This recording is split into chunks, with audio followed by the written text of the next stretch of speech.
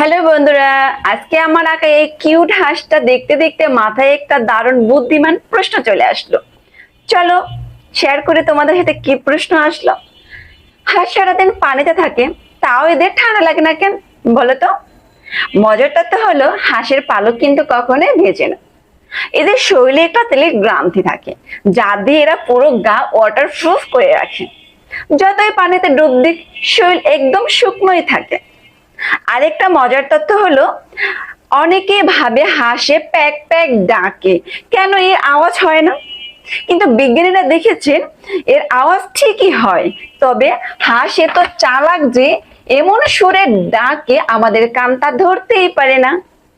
যাই হোক, আমার খাতায় এই হাঁসটা কিন্তু খুবই শান্তশিষ্ট, কোনো প্যাক প্যাক আওয়াজ করে না।